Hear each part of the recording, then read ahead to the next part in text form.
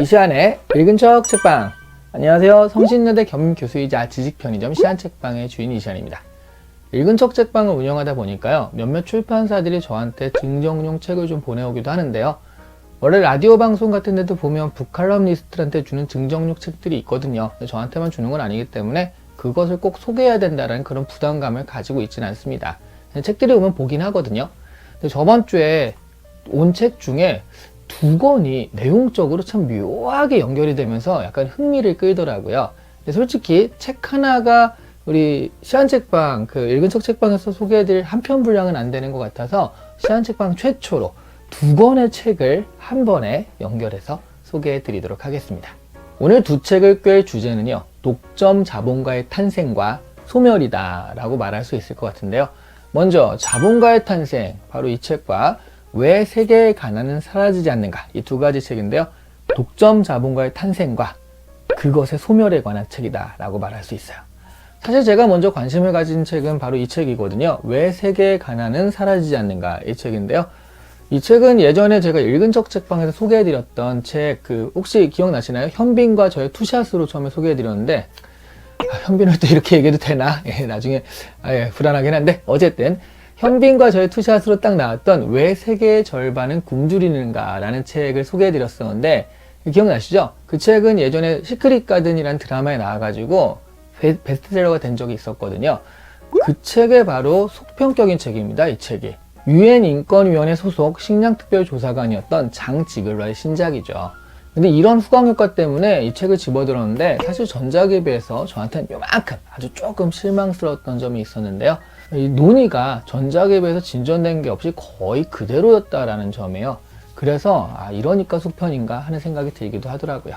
전작에서는 지구촌 부의 불균형이 독점 자본가의 탐욕 때문이다 라고 원인을 진단하고요. 그에 대한 대안으로 가난한 나라의 인프라 구축이라든가 글로벌 기업들에 대한 견제장치 등을 가져야 한다라고 대안을 제시했죠. 이 책이 왜 세계의 가난은 사라지지 않는가의 부제가요, 손녀에게 들려주는 자본주의 이야기거든요. 이렇게 딱 써 있는데, 그래서 저는 그런 논의들을 좀 확장해서 자본주의 체제로 그것을 적용해서요, 자본주의 자체를 분석하고 구조적 모순을 좀 찾아낸 다음에 그에 대한 수정안이라든가 대안을 제시하지 않을까, 그런 생각을 하면서 이 책을 봤는데, 이 책 내용을 보면 자본주의에 대한 그런 체계적 분석이다라고 말할 수는 없을 것 같아요. 물론 자본주의 탄생부터 시작해서 자본주의 자체를 진단하는 내용은 분명히 있지만, 제가 책을 읽으면서 느낀 건 장 지글러가 이야기하는 것이 자본주의라기보다는요, 자본주의 안에 있는 거의 상위 0.0001% 될까 하는 그런 독점 자본가들에 대한 이야기다라는 그런 느낌이에요. 자본주의라는 체제 자체라기보다는 그 안에 글로벌 기업이라든가 초국적 기업이 가진 탐욕, 그리고 그에 따른 어떤 폐해, 이런 것들을 자본주의라고 인식을 하고 있다라는 거죠. 그러다 보니까 손녀에게 들려주는 자본주의의 이야기 역시요, 자본주의 자체가 아니라 글로벌 기업들, 이런 독점 자본가들의 문제점에 대한 이야기를 주로 들려지게 되거든요. 그래서 냉철한 분석이라기보다는 자신이 조사관으로 일하면서 느꼈던 여러 가지 참혹한 현실들, 그런 것들을 보면서 좀 그런 것들을 감정적인 어조로 전달을 하는 그런 책이지, 이성을 설득하는 어조로 쓰여진 책은 아닌 것 같습니다. 제일 의아했던 것은 결론인데요. 끊임없이 책 내용 중에 자본주의를 퇴출해야 된다, 그런 주장을 하는데, 그래서 책 읽는 내내요, 그럼 도대체 대안은 뭔가 라는 생각을 하게 만들거든요. 책 마지막에 그에 대한 결론을 짓습니다. 나도 모르겠다, 이겁니다. 자신도 모른다는 거예요.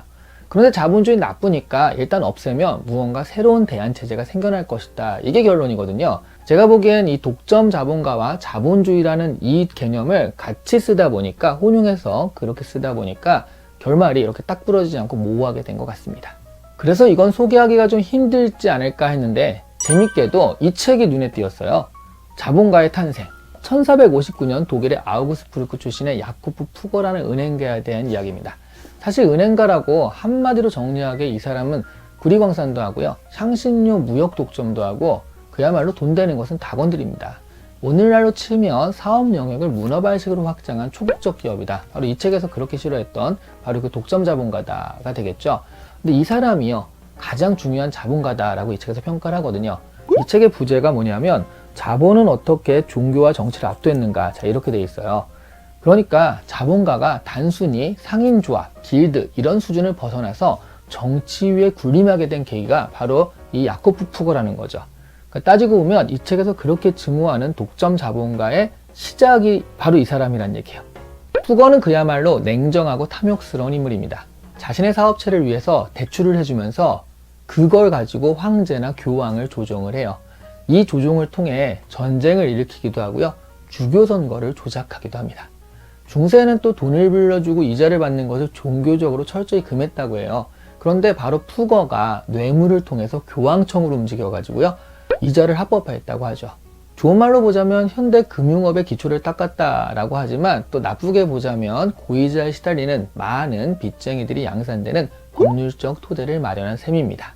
푸거가 도와준 가문이요. 바로 그 유명한 합스부르크가라고 합니다. 이 책에 따르면 푸거의 후원이 없었다면 합스부르크가는 막시밀리안 황제 때 이미 사라졌을 것 같겠더라고요. 또 알브레이트라는 사람이 있었는데 이 사람은 마인츠의 주교 자리를 돈을 주고 사려고 하는데 그 돈을 푸거한테 빌려요.